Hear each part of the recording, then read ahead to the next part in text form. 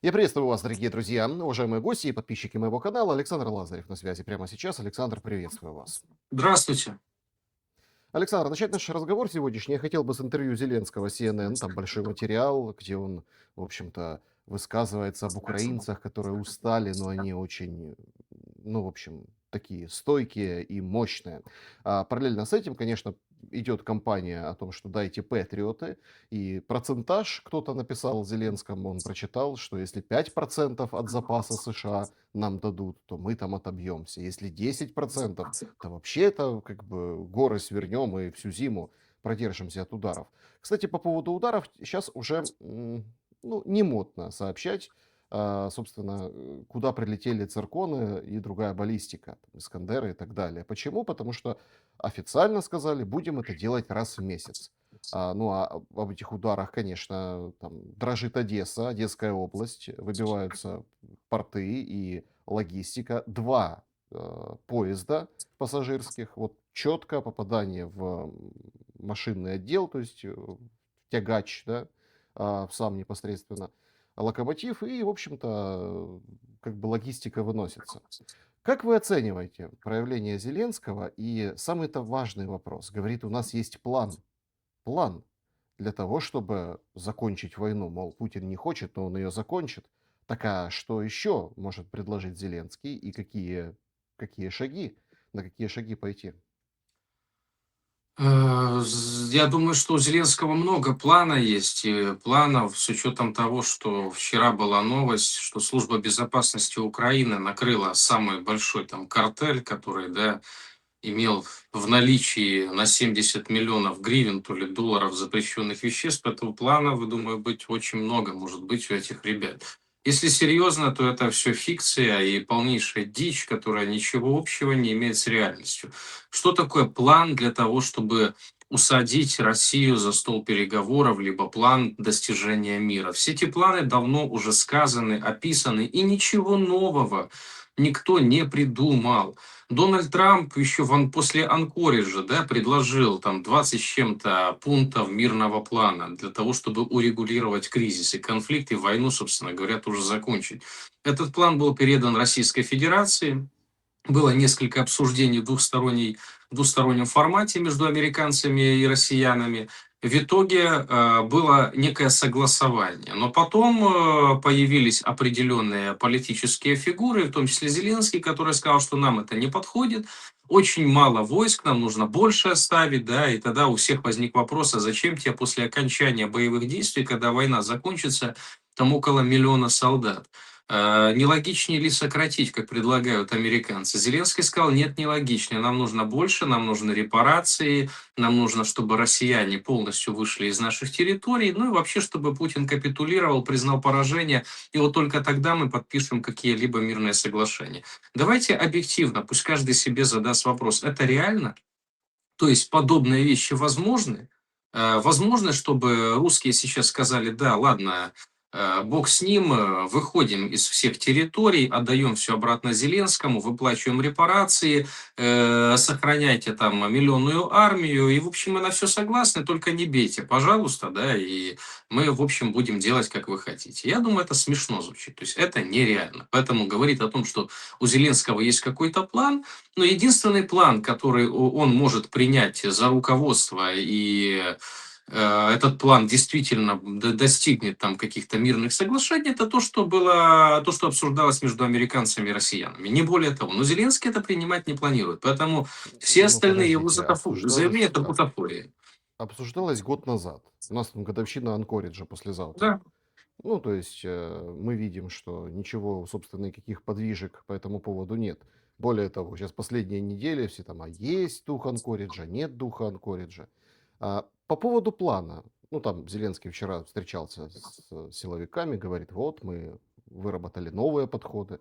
Ну и, собственно, сегодня все увидели, как в Севастополе в урну возле дома заложили взрывное устройство и погиб там капитан первого ранга. В общем, подводник, он с 2014 года, Роберт Шадеев, по-моему, так фамилия. В общем, он что? Он в 2014 году перешел на сторону россиян, когда Крым забирали, и, в общем-то, участвовал, короче, стал военным Российской Федерации, да, ну и вот сейчас его точечно ликвидировали, там пишут и сообщают, сейчас, конечно, это все обрастает разными версиями, наверное, будет какая-то официальная история, что там какая-то женщина с рюкзаком его, в общем-то, вела и, заложив взрывчатку в урну, когда мимо проходил, в общем-то, вот этот вот взрыв произошел. То есть мы подразумеваем, что параллельно с этим сегодня же, да, там Wildberries в Башкортостане, да, склады, там нефтеперерабатывающий завод, то есть это как бы остается, да, и вот плюс вот такие, скажем так, точечные ликвидации противника, где уже там пишут, а кто, а что, как бы успешная операция, Зеленский хвастается. Просто непонятна вот система, да, по которой идет Зеленский. Опять-таки, недавний удар по Новороссийску, по порту, там список выкатили с украинской стороны, что поразили, какие цели. То есть параллельно с этим Венс говорит, не бейте по Новороссийску, там же КТК, и в общем, то есть непонятен следующий шаг, вот следующий этап. Людям скармливают информацию, что на там, Александровском направлении сколько-то там квадратных километров занято, Дипстейт рисует карты, поэтому смотрите, Украина медленно и верно идет в наступление. Зеленский говорит, мы цели достигаем в наступлении. Плюс работа вот такая по тылам российской стороны. Я вот просто вижу, как это все развивается, и просто хочется с вами обсудить какой-то, должен быть какой-то кульминационный момент, да, вот кульминационный, после которого сказать, все, то есть давайте садиться за стол переговоров, или все, мы сделали все, что могли. Зеленский же не просто так говорит, люди устали. Он четко видит этот запрос, ему его приносят, социология, все прекрасно понимают. Народ устал, он стойкий, но тем не менее, в общем-то, ну, где точка у этой, как бы, у этого отрезка, у этой линии, как вы видите вы? А точки нет. Если вот такие позиции, да, непримиримости обеих сторон, то точки нет. Точка может быть только одна, и это точка конечная. Вот. И я думаю, все прекрасно понимают, о чем я говорю. Здесь объяснять даже не надо. Вот давайте объективно. Зеленский уже не первый раз и не первый год заявляет о том, что отбиваются города, поселения, села и успешное контрнаступление. И если верить словам Зеленского, так погибло военнослужащих, сколько, 50 или 55 человек за все время войны, представляете? Вот эти все обмены, которые происходят, да, там 10 на 1000 тел погибших, я имею в виду, либо 5000, 6000 там на 500 или на 1000 человек. Вот это же все фикция, наверное, это какие-то мосфильмовские мультики, это все неправда. Но с другой стороны, американцы и те же европейцы заявляют о колоссальных потерях. Трамп говорит, что ежемесячно свыше 25 тысяч человек гибнет, а Зеленский почему-то считает, что за все время войны погибло 55 тысяч человек. Ну вот мне интересно, пусть он скажет это в лицо матерям, которые потеряли своих сыновей, либо детям, которые отцов потеряли, и пройдется по этим аллеям, да, во всех городах Украины, по аллеям с флагами и с портретами погибших. И пусть после этого выйдет и еще раз скажет, что 50 тысяч человек всего лишь погибло. То есть то, что говорит Зеленский, выеденного яйца не стоит. Он рассказывает о том, что он будет наносить удары по Wildberries, он будет наносить удары по НПЗ, и таким образом там 40, не 40 уже закончилось, да, там у него, я так понимаю, новый отсчет пошел. Вот, он побудит российское общество выйти на протесты, затребовать демократии и сбросить Путина. Ну, что об этом прямо говорит. То есть это не интерпретация его слов, это он говорит, что такие задачи есть, это наш план. Он же даже тряс перед камерой социологии определенной. Единая Россия там столько набрала, там новые люди столько, КПРФ, ЛДПР столько там, а там такая-то партия столько. Он одного не может понять, что Не российское забудьте, общество... не забудьте яблоко, пожалуйста. Ну, яблоко уже без меня забыли. Что тут забывать-то? Вот, он одного не может понять, да, он не понимает структуру власти российской, не понимает структуру общества. То есть неважно, как называется партия, ЛДПР, КПРФ, либо Единая Россия, либо Новые люди. По сути, одна идеологическая линия, одно стратегическое направление. Просто для кого-то больше нравится красный цвет, для кого-то синий, для кого-то белый. Да? Кому что нравится, то и предлагает. А государственная линия там одна. Из чего он взял? что эти удары могут повлиять на российское общество с точки зрения выхода на какие-то протесты ради смещения власти Путина. С чего он взял, что российское общество именно так отреагирует? То, что мы видим по запросам, по публичным запросам, по социологическим данным, да, можно сколько угодно говорить, это там купленные, прокремлевские. Но, друзья, объективно, среди российского общества прямо противоположное настроение зреют, да, после таких действий. То есть оно немножко по-другому устроено, это тоже нужно понимать. То есть там чуть что сразу Майдана не происходит. Там другая система власти, и общество к этому давно привыкло. Вот. И, собственно говоря, те планы, которые Зеленский озвучивает, они, мягко говоря, нереалистичны. Понимает ли он это со своими сторонниками? Я не знаю. Вот. Но то, что он идет по хыбному шляху, это видно отчетливо, потому что давайте вспомним недавнее там заявление Путина. Он сказал, что к нему поступают запросы по ужесточению боевых действий. А после чего поступают такие запросы? Зачем он об этом говорит? Почему он сейчас не предпринимает такие действия? Почему он ждет, пока общественный накал еще выше будет, чтобы потом снять этот общественный накал? А как он его снимет? Думаете, в отставку подаст? Нет. Я считаю, что снимет он радикализация боевых действий. И тогда вопрос, а давайте дальше объективно судить чисто математически. Вот буквально недавно глава МИДа Турции Хакан Фидан сказал очень грамотную вещь. Он предостерег многие страны, в том числе Зеленского, по поводу переноса боевых действий вглубь Российской Федерации. То, о чем Зеленский говорит, и говорит, что этот план поможет нам достичь мира, да, и победить Россию. Глава МИДа Турции говорит: уважаемые, не забывайте, что речь идет о ядерной стране.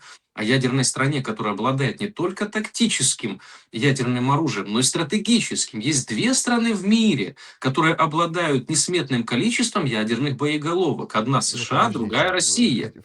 смотрите, Фидан, при всем уважении к этим мудрым словам, да, там и Вучич говорил о том, что не надо, в общем-то, эту войну Ну, расширять. Вучич Ну, петлял, а Фидан конкретно сказал. так он конкретно сказал, ну и конкретно турки продают оружие Не, ну, а на то ну, то они и есть турки. Украине. Это тоже другой Понимаете, вот вопрос. конкретно, четко там Атакамс, даже там Human Rights Да. Watch говорит, Америка как-то останови эту сделку, потому что, ну, в общем, турки продают с кассетными боеприпасами. Это как раз-таки Атакамс, это не для того, чтобы там возвращать территорию, а для Это того, для чтобы атаки, конечно. дальше Да, бить. да. Знаете, если у меня спросят студенты, что такое политика, да, я бы сразу сказал, смотрите на поведение Турции, на поведение Эрдогана. То есть он одной рукой пожимает руку Путину, другой рукой обнимает Запад и Зеленского. То есть с первого дня войны и до войны у Турции такая политика двойных стандартов. С точки зрения выгоды Турции, они все делают правильно для себя. То есть, если вы вспомните начало боевых действий, какое было духоподъемное настроение внутри Украины, детей байрактарами называли. Это ж было, то есть это не придумывают. Детей называли байрактарами и джавелинами. Вот. И турки, когда решили создать коридор для параллельного импорта в Российскую Федерацию после введения санкций и, в общем, получали дешевые энергоресурсы из России, до сих пор, кстати, получают и перепродают европейским странам. Вот они сказали, что на территории Украины мы построим завод «Байрактар». Вот.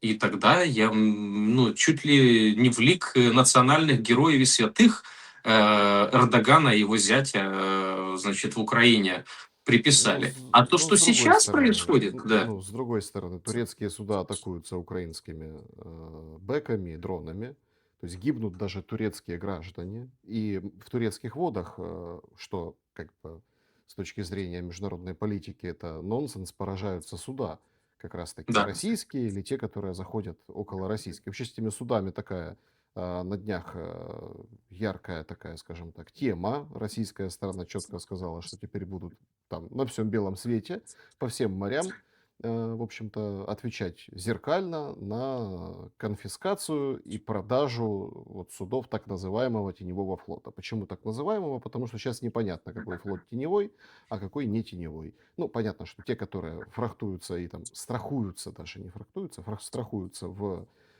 Британии, те как бы правильные суда, а те, которые Не нет, теневые, да. эти неправильные, понимаете? То есть, ну, как бы достаточно жестко там это все на фоне морского визита Путина на Дальний Восток. Он сегодня вообще посетил Курилы, и там японцы, говорят, возмутились, это наша территория, хотя вроде как, ну, опять-таки, ситуация острая с точки зрения международной дипломатии, но с точки зрения, там, скажем так, накала страстей вот именно военной, конечно, ну, понятно, что на паузе, это с 45-го года все тянется. Но, тем не менее, там тоже это все было сказано о том, что будут лупить в ответ по всему белому свету.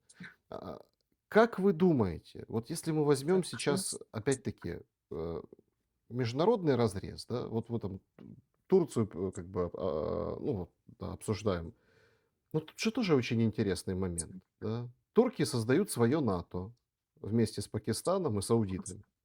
Ам, Хуситы говорят: нам нипочем ваше НАТО, мы били и будем бить по саудитам. Иран, в общем-то, у них своя история. Сейчас вообще выходит советник руководителя КСИР и так вот рассуждает и говорит: ну, в принципе, вот эта вся история, мы можем ее затянуть до конца срока Трампа. Ну, то есть, добрый вечер. То есть, да, вот пока Трамп там разглагольствует о том, что так, не так, турки, саудиты с пакистанцами какой-то вот пытаются кооперироваться в какой-то там военный союз. Иран говорит: ну хорошо, будем до конца, то есть идти. И это на фоне того, что вот это вот моря, они сейчас переделены полностью. Цены за проход через проливы, ну там растут. Американцы говорят: Куба, готовься, Хексет передает привет. То есть мы видим, как вот этот раздел мира, о котором преснопамятный все, он уже начался. Он уже идет полным ходом. И если так немножко масштабироваться, абстрагироваться и посмотреть на это как бы на планету, да, на торговые линии, пути, коридоры, ну, все становится понятно. У нас как бы отделяются определенные зоны влияния. Вопрос только, что будет в этой нашей, ну, там, условной, там, черноморской зоне. Давайте так, сначала по поводу закончить тот вопрос, который был изначально задан, да, насчет боевых действий между Украиной и Россией. Я же сказал, почему про Федана вспомнил, потому что он сказал, что если будет и дальше переноситься вглубь России, соответственно, русские тогда могут прибегнуть к последнему варианту, да, это вопрос там ядерного оружия. Он об этом говорит, то есть предупреждая заранее. Да, и параллельно, конечно же, продают они ракеты для Украины, чтобы быть своими и там, и этом. Но для туркам это позволительно, то есть им разрешают так себя вести и американцы, и россияне. То есть это существует некий негласный договор, соглашение между этими странами, что Турция региональный игрок, и она себя так ведет.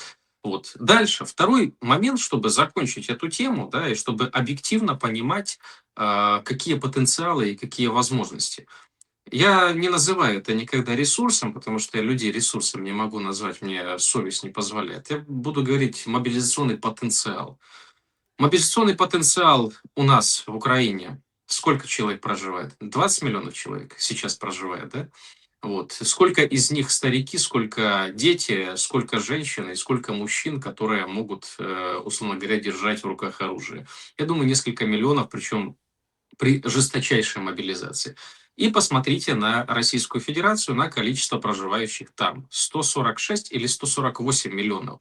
Я думаю, математика здесь понятная, да, 20 миллионов и 148 или 146. И здесь же я сразу цитирую Владимира Александровича Зеленского, чтобы никто не подумал, что какие-то там пропагандистские темники мы с вами где-то вычитали и говорим. Он говорил год назад, у Путина есть ресурсы, есть деньги, и он может проводить, он может увеличивать контрактную армию, потому что у него есть на это средства. Поэтому, уважаемые европейцы, дайте мне, то есть Зеленскому, деньги для того, чтобы я хочу так же, как Путин. Он об этом говорил прямо и публично. Мы еще с вами тогда смеялись с этого, что Зеленский решил подражать с Путиным. Так вот, это сравнение мобилизационных потенциалов. Я думаю, что дальше говорить, собственно говоря, нечего. При таких исходных данных необходимо запрашивать мирные переговоры, и не бутафорные, да, а настоящие мирные переговоры, и находить компромисс, чтобы меньше людей гибло. Потому что чем больше будет длиться война, тем меньше останется возможностей для будущего существования, уже молчу, развития, именно для существования и возобновления разрушенной инфраструктуры, да и, собственно говоря, будущего страны.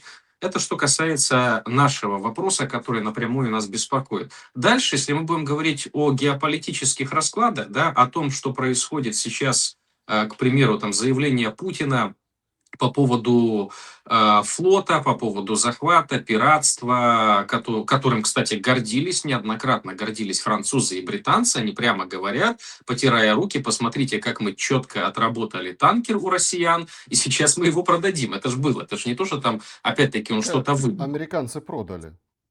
Ну да, Они в общем, два да, это же танкера, история которые реально, история была. из Венесуэлы. Вот они на днях была новость, что они продали с молотка там на металлолом, в общем, все.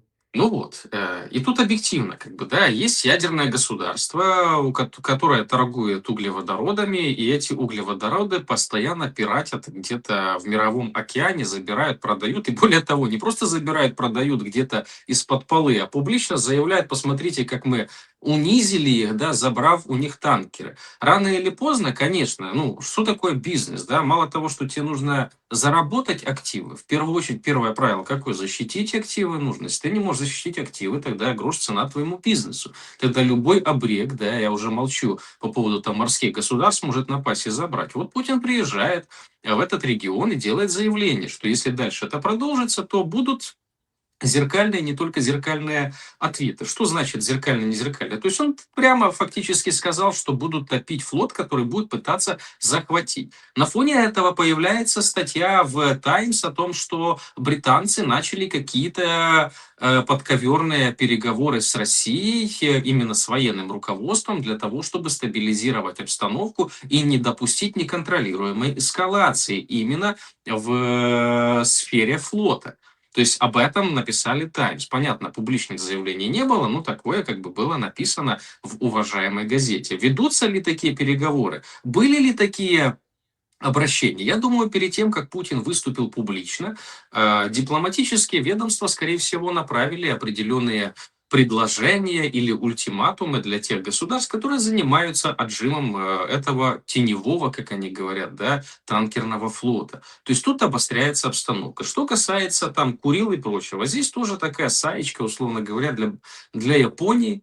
Вот, и японцы, конечно же, возбудились, но здесь как бы с точки зрения международного права, да, и с точки зрения формирования границ государств, ну, эти Курильские острова, они вошли в состав Советского Союза после подписания акта о капитуляции милитаристской, да, Японии, когда, значит, союзники ее разгромили, в том числе Советский Союз, как участник этой войны, который вступил в 1945 году в войну против Японии. То есть и в результате этого получил Курильские острова. Понятно, мирный договор не был подписан между Японией и Россией. То есть де-факто, де-юре, а не де-факто, да, Россия и Япония до сих пор, ну и Россия как наследница Советского Союза до сих пор находится в состоянии войны. Был один премьер-министр, который шел на сближение, это Синдзо Абе, это ну, действительно очень грамотный политический лидер, руководитель Японии, который хотел этот вопрос урегулировать, но ему не дали такой возможности.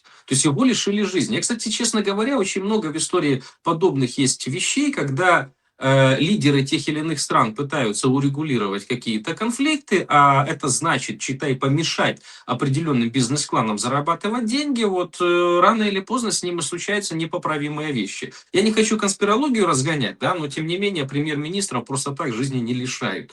Это значит, что он перешел, так сказать, дорогу определенным влиятельным структурам. Поэтому Япония сейчас может сколько угодно делать заявления или не делать в мировом международном праве, да, она не добьется никаких результатов. Да и фактически тоже не добьется. Разве что это может быть эскалация значит, конфликта, да, либо не то, что эскалация, а создание конфликта в Азиатско-Тихоокеанском регионе. Для этого, собственно Ну, к говоря, там и нему, блок Аукус был создан. к нему Вот, все идет. да. Ну, давайте тоже объективно. Вот этот передел, о котором я говорю, когда растут цены в Панамском канале, когда Иран закусил у дела, и это публично, это вот, как говорит, мы готовы до конца срока Трампа. То есть действия Трампа, приветы Кубе, все это вместе, это как раз-таки к этому все идет, что рано или поздно все перебросится туда, на Тихоокеанский регион, да, туда в Азию, ближе к Китаю, и ну, наверное, поэтому и визит туда впервые, кстати, это же никогда Путин не был на Курилах, ну, конкретно на Курилах, то есть, да, не на Сахалине, а вот именно там. Это ведь тоже определенные сигналы того, куда будет разворачиваться мир и в какую сторону. Я хотел бы, вот вы так про мобилизацию, про мобилизационный ресурс считали, подсчитывали, там, Россия, Украина. А что если совокупно посмотреть? Ну, так, общо. Ведь вчерашние вот эти, есть же сегодня день рождения Сороса, ему 96 лет, да, а у нас же целая плеяда есть товарищей, которые, в общем-то... Сейчас какая-то странная история происходит. На фоне картонок, на фоне там поддержки Федорова. Федоров как бы немножко сник, протесты перебились какими-то фестивалями, ну, понятно, тревоги, понятно, время военное, картонки. В общем, непонятно, будут они продолжаться, не будут. А, ну, там, например, Кратевич, который азовец, да, как-то вот уже сомневается в Федорове, говорит, вот, а тот ли это лидер? Да, то есть есть другой там военнослужащий, тоже там популярный, как это, широко известный в узких кругах, тоже есть такой военнослужащий Гнездилов, да, он вообще выходит и говорит, слушайте, ну если ты женщина, у тебя нет детей, ты не студентка, ну так на фронт, ну чего, давайте. Вот. Просто тут нужно посмотреть и оценить такой совокупный потенциал. Совокупный потенциал, причем, насколько я понимаю, чтобы... Вот почему многие там обижаются в комментариях, пишут, вот вы там оцениваете, или там, например, там, есть окно возможностей для мира, для переговоров, да? А оно там, в общем, не получается, ни переговоров, ни завершения. Оно вот было в начале лета, оно вот сейчас тоже что-то такое закручивается, потому что тоже неспроста российская сторона заявляет, причем это уже даже до смешного. Все уже смеются, плюются, но тем не менее. Говорят, Уиткофа и Кушнера мы ждем. Это там есть тоже из МИДа иностранного, ну, из МИДа российского, там, Карасин, да, говорит, мы ждем, мы готовы, там, да, давайте, приезжайте, все хорошо, там, будем работать, новые какие-то идеи ждут. Типа, Киев дал идеи Америке, а Америка передаст эти идеи, и мы готовы, и дипломатия продолжается. Но параллельно с этим, вот претензия людей в чем? Не сбываются какие-то прогнозы. Может, мы не теми глазами смотрим? Может, надо смотреть со стороны, чтобы понимать, как дальше будут развиваться события, со стороны Сороса, 96-летнего, его сына Сашки, и его друзей в Украине, которые говорят, женщина, тоже человек, нет детей, иди воюй. То есть, может, поэтому как бы не совпадают вот эти, скажем так, ну, прогнозы и перспективы продолжающейся войны. Ну, я не знаю, у кого они не совпадают, да, ну, может быть, кто-то желаемое за действительное просто пытается выдавать, вот, и считает, что какие-то вот эти действия, заявления Зеленского, они имеют что-то общее с реальностью. И люди, которые реально оценивают события, они прекрасно понимают, что никакой перспективы в подобном поведении, да, и в подобной стратегической линии вообще нет. Кроме как очень негативных перспектив, да, которые могут привести к ранее упомянутым вещам. Что касается Сороса, ну, этот человек очень много зла сотворил для нашего народа, да не только для нашего, вообще для постсоветского пространства, да и не только постсоветского пространства. Не зря его Орбан в свое время из Венгрии прогнал. Сорос и в Британии, кстати, дефолты тоже творил, и в России он в 98 году приложил свою старческую руку к дефолту. То есть это человек, который всегда зарабатывал на кризисах, на войнах, на проблемах, на страданиях, и очень красиво это все оборачивал в то, что он является филантропом, вот, и человеколюбцем, да, поэтому создавал всякие фонды открытого общества, рассказывал, что он еще в студенчестве полюбил Карла Поппера, и поэтому он этим всем занимается. Друзья, это было все мягкая сила.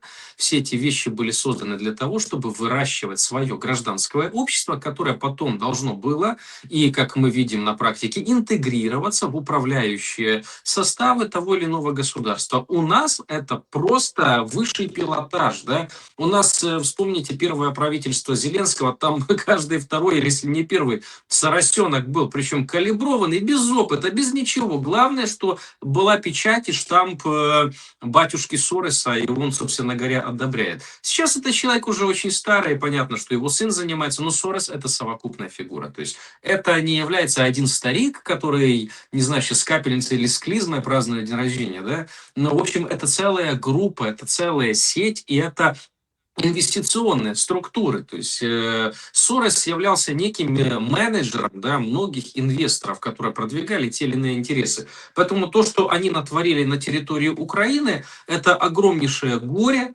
вот, это разворовывание полностью нашего государства, и они дальше этим постепенно и планомерно занимаются. И дальше, заметьте, Зеленский, да, он может кого угодно внутри страны кошмарить, кроме тех, кто работают с дедом Джорджем. То есть вот и этих ребят он трогать не имеет права ни морального, да, ни юридического, ни физического. Потому что тогда прекрасно понимает, что хоть Джордж и старый, но за вымя Зеленского он сможет подергать и очень серьезно, если тронут его ребят. И вот это что касается Джорджа Сороса. Напомните, пожалуйста, вторую часть. Ну, смотрите, тут одно маленькое уточнение. Ну, получается, Зеленский же побеждает вот эти структуры Сороса.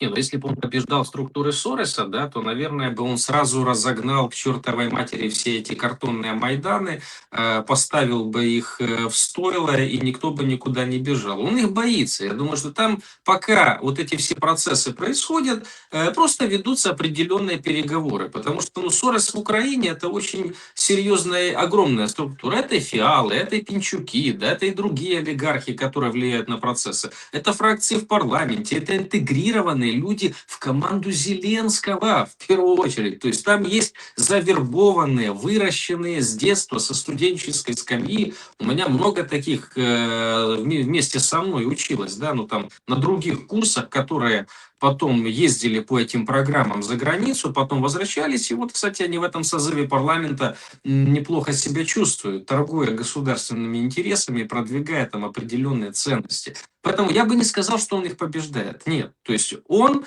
скорее всего, договаривается, идет на определенные уступки ради сохранения тех позиций, которые ему очень нужны и очень важны. Я бы вот так эту ситуацию отметил. Ну, то есть Федорова мы больше не увидим. Я не знаю, да, такие прогнозы не буду давать. Более того, никто не может их дать, потому что на таком оперативном уровне ситуация может измениться в считанные часы. То есть они сядут, договорятся, и завтра мы можем увидеть его вице-премьером, премьером, главой администрации Зеленского или вообще верховным, ой, фу, не дай бог, да, главнокомандующим. Как Зеленский верховным не позволит. Ну, видите, как у нас все меняется. Вот была Свириденко, нормальная женщина, да, вроде всех устраивала. Вот так вот по щелчку пальца Корецкий. Была, это как ее, послица в Соединенных Штатах, Стефанишина. Вот буквально с Зеленским сидела у Трампа. 2 дня проходит в отставку, суд и плачет, потому что 13 миллионов у нее нет, а 6 она как-то может еще наскребсти по сусекам. Да? То есть вот очень быстро все меняется. Нет монолитной структуры власти. Есть Зеленский как олицетворение системы, и есть формирующие органы этой системы. Эти формирующие органы, отчасти, конечно, какой-то процент находится внутри страны, но в основном они заграничные, зарубежные. И там происходит торговля вокруг консенсусных и компромиссных фигур. Поэтому Федоров, он может всплыть как оппозиционный какой-то лидер, может всплыть как новый назначение Зеленского на какую-то важную должность, может стать послом в Великобритании, либо еще где-то, как это было с Залужным. То есть вопрос только в том, о чем они договорятся, борьба компроматов, борьба каких-то договоренностей по активам, да, ну, условно говоря, кнут и пряник, что будет сильнее, там и Федоров всплывет. Но списывать, я думаю, его точно не будет, но не зря же его так прокачивали. Да, по поводу еще одного нюанса, это под вопроса, это все-таки женская мобилизация. Женская Вот если, мобилизация, это, да. вот если все Я так идет, ну так, возникает же главный момент. Смотрите, сейчас пустые полки в магазинах, выбивается логистика. Это реальность. Это, ну, это прям в Киеве пустые полки. Ну, можно, конечно, ерничать, шутить, говорить, что там к вечеру все убирают, чтобы там это не голод, а интервальное голодание. То есть, ну, вот такой момент, да, там можно над этим, ну, вообще-то не смешно. Ну, то есть, абсолютно аж никак. То есть давайте честно. Удары по складам, предприятия, то есть то, что мы называем вот голод, ну, в понимании, ну, просто тоже эти соросята, они нам привнесли, нет, безусловно, конечно, страшное событие там 30-х годов, 40-х годов в Украине, да, это безусловно, то есть тут никто, это, понятно, сделали на этом шоу. Это страшные картинки, вот эти три колоска, вот это, и все вот это вот, помнят вот этот образ, да, голода, который там Ющенко принес в политику уже 21 века. Но на самом деле в современном мире это все выглядит вот так. Ну вот так. Когда ты приходишь в магазин, а там пустые полки. А почему? Потому что невозможно довести. Потому что невозможно довести, не на чем нечего заправить, некуда. То есть это принципиальная история. Понятно, что продукты будут. Понятно, что... Но как? Более того, когда был голод, продукты были. Да, вот тот там 30-х годов и так далее. Да, вот почему? Потому что все ехали на Донбасс, там были, все перемещались, люди как-то искали, и там, где, понятно, кто-то у кого-то забирал, кто-то у кого-то перераспределял, но это все вот такой картинкой нарисовали. Если вот такая история не останавливает, не толкает к переговорам, толкнет ли женская мобилизация то, о чем друзья или как соратники, адепты того же Федорова, вот эти все товарищи, которые тоже так классно, мне так нравится, они все сейчас начали себя подписывать во всех пабликах, военнослужащий какой-то там непонятной бригады, да, вот это ну, соросята под бронью. А сейчас брони-то вроде как, ну, ее снимают, это не модно. Они сейчас записывают себя, что они военные. Ну, там Вакарчук, например, который лейтенант морально-психологического, ну, короче, ТЦКшник каких-то войск. У нас, оказывается, войска есть, которые помогают мотивировать, мотивационные какие-то войска, психологическая работа. И вот он там прыгает на сцене, поет. Так вот, если не останавливает вот эти объективные экономические, там, да, холодильник условно, то это решение, которое проталкивается, может ли подтолкнуть к переговорам? Давайте так, ну, я считаю, что голода в классическом смысле, когда не будет вообще продуктов и нечего кушать, в Украине не будет, потому что, ну, в любом случае, если даже будут, не дай бог, выбиты продовольственные центры, да, хранения и прочего, то есть внутреннее производство продуктов питания и, конечно же, есть гуманитарные линии, по которым это все может быть поставлено, и я очень надеюсь, что подобное не произойдет, но дефицит продуктов, он будет, то есть это факт, и с этим даже спорить не надо, то, что дефицит будет. До голода, я надеюсь, не дойдет. Что касается мобилизации, да, вот вы говорите, если голод не побудит, то может быть женская мобилизация. Но голода ж не будет ни у Вакарчука, ни у Притулы, ни у Стерненко, ни у Зеленского, да, и дальше по списку. У них ни голода не будет, их жен, матерей и дочерей точно на фронт не отправят. Их сыновей на фронт не отправляют. Вот, а дочерей тоже это никак не коснется. То, что сейчас заговорили о женской мобилизации, они открыли окно Авертона. Буквально недавно, понятно, звучали такие там маргинальные заявлений год и полтора назад, но они дальше маргинальные заявления не заходили. Вот что было в этот раз. Значит, была петиция на сайте Кабинета министров. После этого Центр противодействия дезинформации выступил и сказал, нет, не нужно это обсуждать, это все дичь какая-то, подобного не будет. Проходит день, начинают эти персонажи, воинствующие, да, не из окопов, а где-то из киевских студий раздавать интервью и говорить действительно, о чем бы не провести женскую мобилизацию. История хорошая, женщин у нас много, если ты не мама и не медик, то иди на фронт. Могут ли они к этому прийти?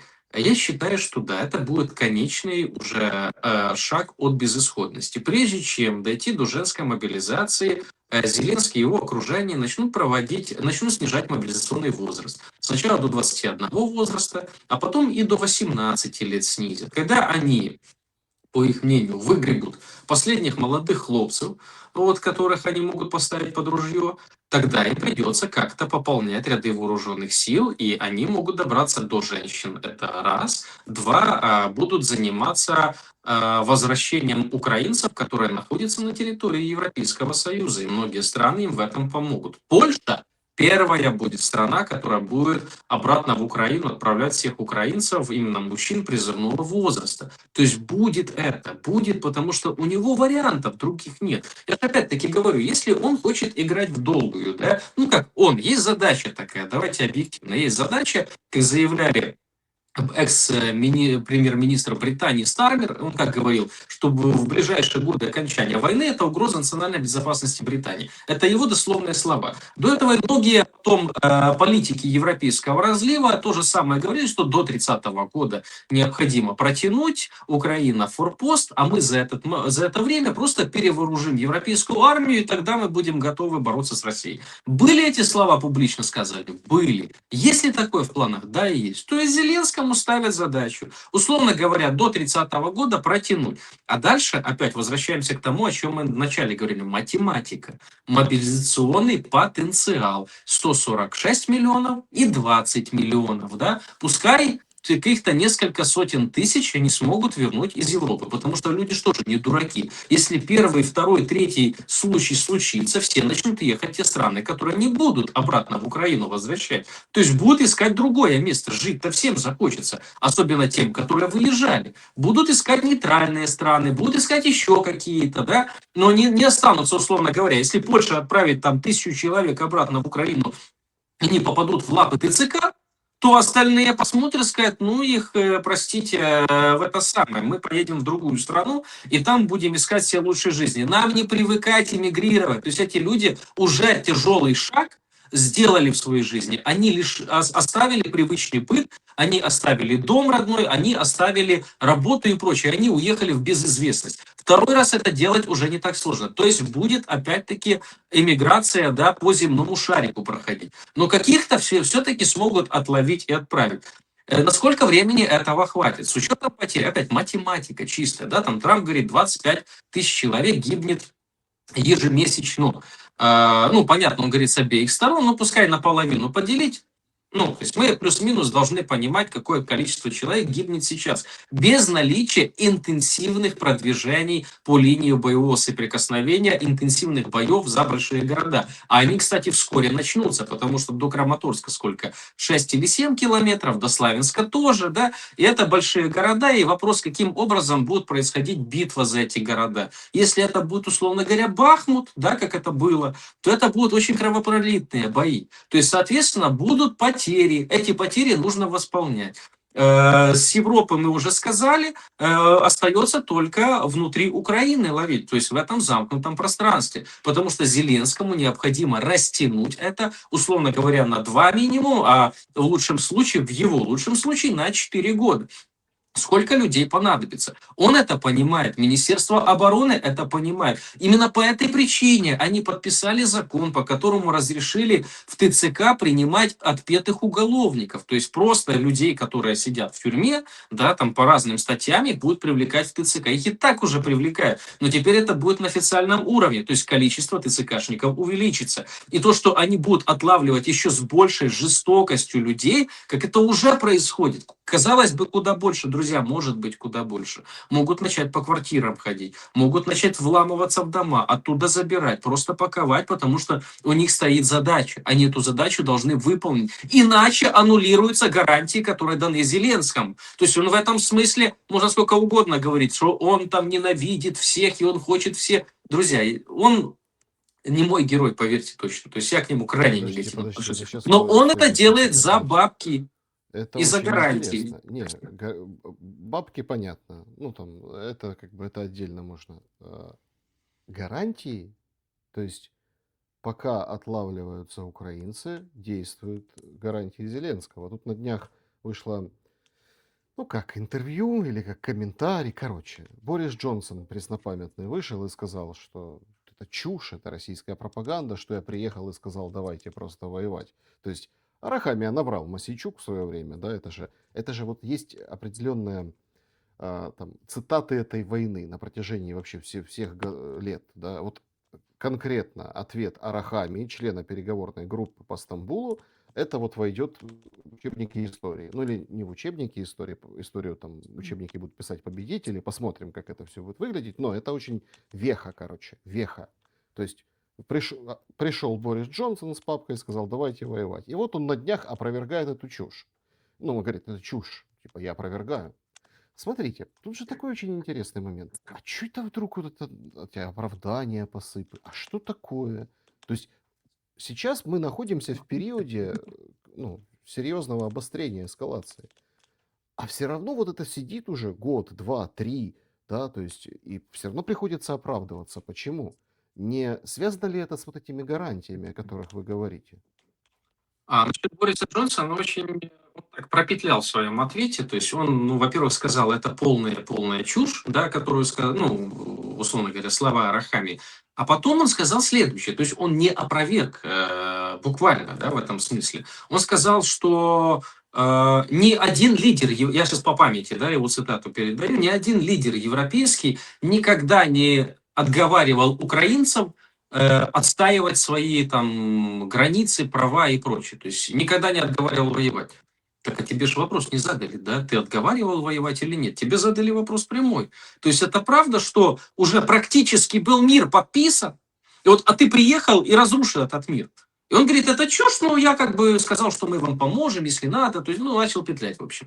Он пытается снять с себя ответственность. То есть он, если бы сейчас была тенденция такая, как ее описывает Зеленский, что до перемоги и все шикарно, то Джонсон бы сказал, да, благодаря мне, потому что если бы я тогда этого не сделал, то где бы сейчас была украинская государственность? Был бы какой-то нейтральный статус, пророссийские политические силы, потерян Донбасс и Крым и прочее. А вот сейчас мы отбили Крым, вернули Донбасс. Вот сейчас бои ведутся на территории Краснодарского края, Ростовской области или там Белгородской, да, ну по логике. Вот если бы не я, этого бы всего не было. И Великая Украина вплоть до Владивостока.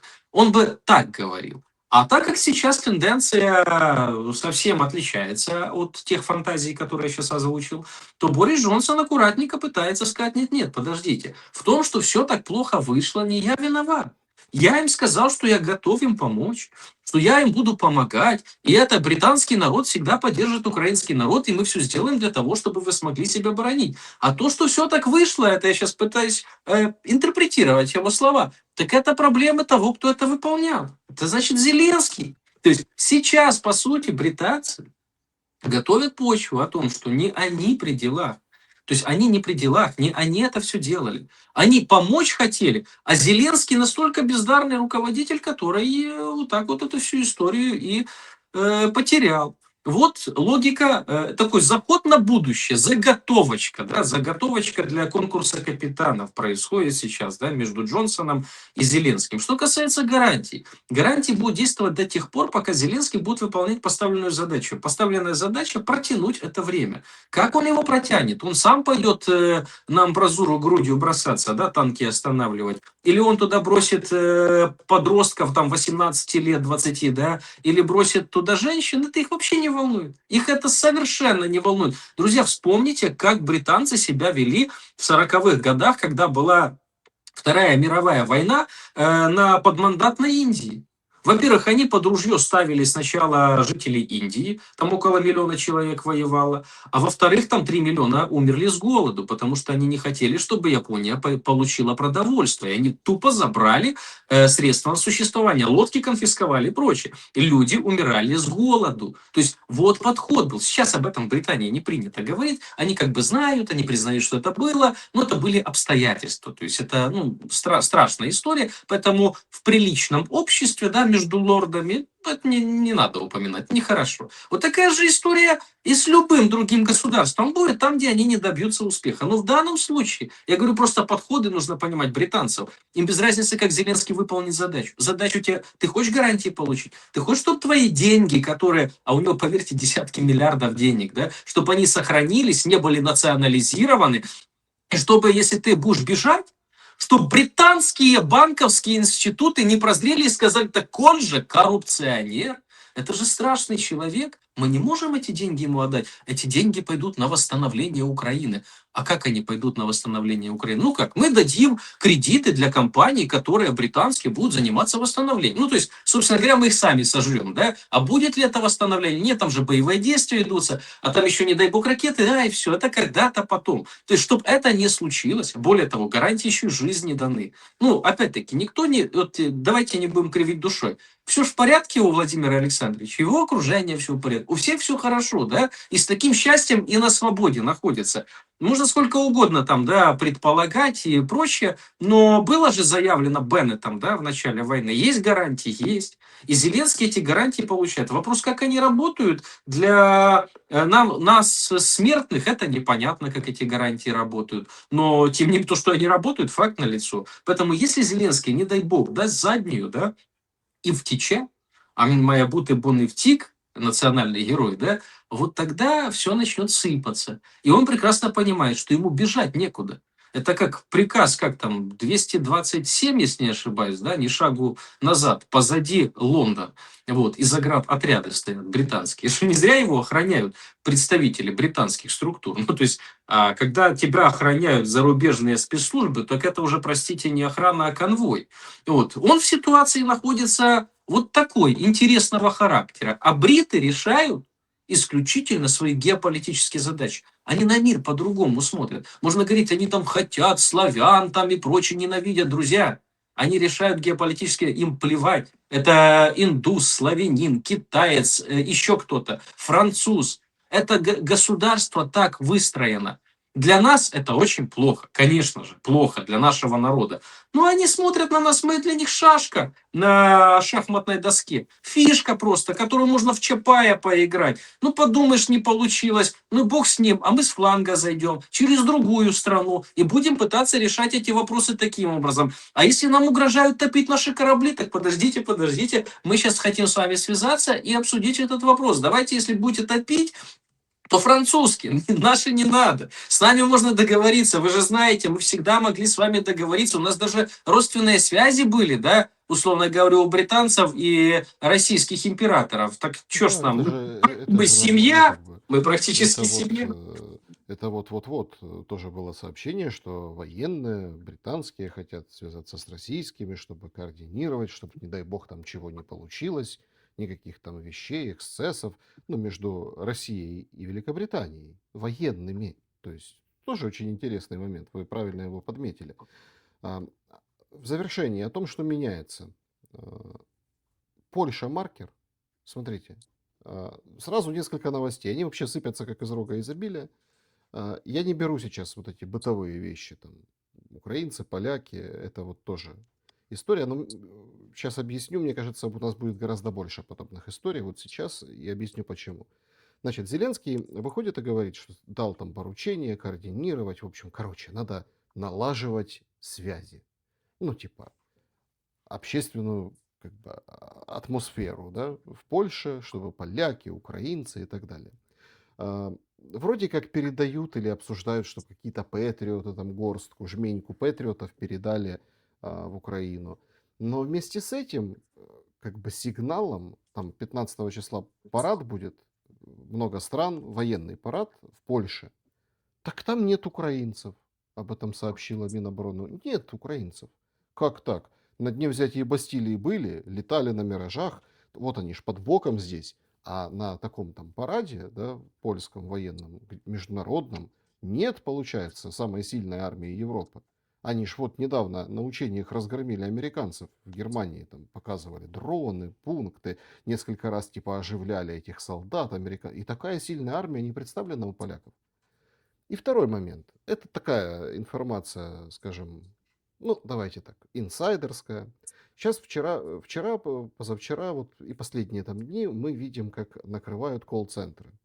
Ну, то есть там накрыли, там изъяли, там золото, там доллары, там еще, там столько задержали. Последнее время, ну, то есть эти колл-центры из Европы сказали «ша», и их начали как бы ну, прикрывать. Есть информация, что эти колл-центры, там лишние, которые там прикрыли, деньги забрали, там, поделили, перед европейцами отчитались, что, мол, смотрите, Просто все чаще на Европу рассчитаны эти мошенники, которые звонят и, в общем-то, ну, как бы, берут деньги. И вот сейчас есть информация, что заказан трафик достаточно большой на Польшу, конкретно на Польшу, чтобы сейчас это, видите, как подается как программа государственная, что вот давайте, чтобы мы наладились отношения, чтобы... А параллельным курсом, ну, как бы одной рукой вроде налаживают, а другой а, серьезную проблему, новую проблему возникают. Мало того, что ослушались, потому что очень жирный этот бизнес, эти колл-центры, ослушались указания европейцев, так еще и, получается, используют их, вот эти мошеннические схемы, против, ну, точечно, против тех, кто не нравится. А, Что будет с поляками? И являются ли сейчас вот эти события, которые Украины с Польшей, предвестниками чего-то и чего? Ну, насчет колл-центров, я считаю, что это черти недопитые, которые подобным занимаются, и даже в блатном мире люди их за людей не считают, да, то есть это, ну, это как торговцы запрещенными веществами, то есть это, ну, это грязные какие-то подонки, которые могут забрать последнее у пенсионеров. Ну, для меня там мерзость такая, которую просто нужно пожизненный срок давать для всех тех, которые там участвуют, в том числе даже не только для организаторов, а и для тех, кто звонит. Вот, это для меня это не люди, то есть это какие-то неправильные создания. Это что касается колл-центров. А то, что они будут сейчас направлены на Польшу, так а что? Ну, ненависть взаимная плодится. То, что они работали, ну, по европейским странам, конечно, тоже работали. Вот, значит, немного, возможно, их позакрывали, но по России это даже считалось в этих кругах украинских, да, среди тех, кто в теме, считалось, что чуть ли не патриотическим делом занимаются, да, там, разводя каких-то бабушек, дедушек, пенсионеров. Вот. Правда, потом мы видели, что на Бали происходит, да, с теми, там, кто в этих колл-центрах работал. Вот. И, наверное, не на тех не наехали. Но суть не в этом. Я даже не хочу в этой грязи копаться, потому что это то же самое, что зайти в притон, там, где пропащие люди находятся, да, и обсуждать, у кого как ноги гниют. То есть это, ну, гадость, просто мерзость. Вот. Что касается Польши и поведения польского государства, оно крайне возмутительно по отношению вообще ко всем, и по отношению к Украине тоже. Вот. Но Зеленский в данном случае, он подогревает эти настроения, и я считаю, это мое мнение, да, я могу ошибаться, что вполне это согласованная позиция с Навродским, потому что все они получают определенные бонусы с такого поведения. Значит, Навродский получает политические баллы, вот Зеленский вскоре получит украинцев, которые проживают в Польше, потому что настроения нагнетаются, нагнетаются. И уже представители правящей партии, да, ну, партии Навродского, вот она должна стать правящей, по их мнению, и тогда они депортируют всех украинцев, которые не работают, вот, которые на пособии, а еще украинских мужчин должны отправить в армию, потому что Навродский недавно выступал и сказал, пока будут уничтожать Советов, вот, значит, мы будем помогать, но бандеровщину не допустим. То есть, как бы пытается балансировать на этих идеологических вопросах. Вот. И понимает ли это Зеленский? Конечно, понимает, ему это играет на руку. Более того, это еще снимает вопрос евроинтеграции для всего Европейского Союза. И вы заметили, сейчас этот вопрос вообще на повестке не стоит. А еще 2 месяца назад об этом говорили. Зеленскому предлагали полумеры, он сказал, нет, только полная евроинтеграция.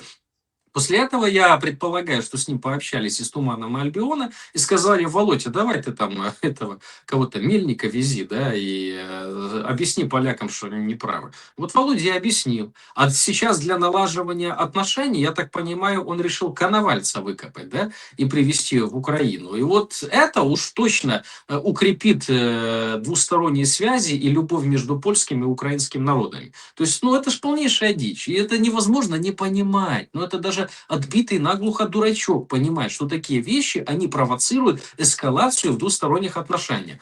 Но на этом фоне давайте вспомним, что недавно премьер-министр Польши сказал, что мы будем создавать самую сильную армию в Европе.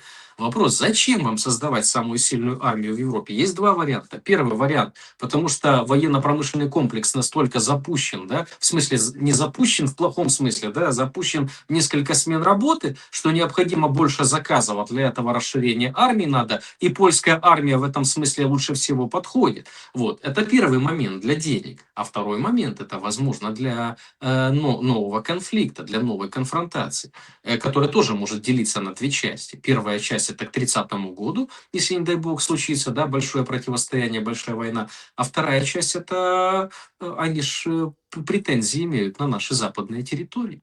Вот и здесь тоже нюансик такой, как бы его и списывать нельзя. И Зеленский все делает для того, чтобы польское общество потребовало эти территории. А польское руководство сказало, ну, давайте будем как-то Причем думать. по тем же уже знакомым соусам, как это, зона безопасности, чтобы Да, ракеты не да, залетали, чтобы да. там, ну вот это, чтобы все было, чтобы Защита, контингент вести, конечно. отфильтровывать, чтобы эти угрозы, которые с военной, полуразрушенной, разбитой Украины идут, чтобы мы как бы кордон выставим. Ну, а видите как? Тут тоже важно, как подать. Можно сказать, поляки будут делить Украину, а можно сказать, нет, они будут защищать себя, они будут отодвигать угрозу. Поэтому, видите, Кому как нравится, да. Кому как нравится это назвать. Любое действие можно объяснить с точки зрения позитивного сценария, да, но факт, если, не дай бог, это случится, он никуда не денется. А нравится это, не нравится, уже другие вопросы. Александр Лазарев был моим собеседником сегодня. Спасибо за время и мысли. Спасибо. Друзья, спасибо большое, что посмотрели это видео. Напишите в комментариях, с чем согласны, а с чем нет. Самое главное, берегите себя и друг друга. Добра и света. Увидимся.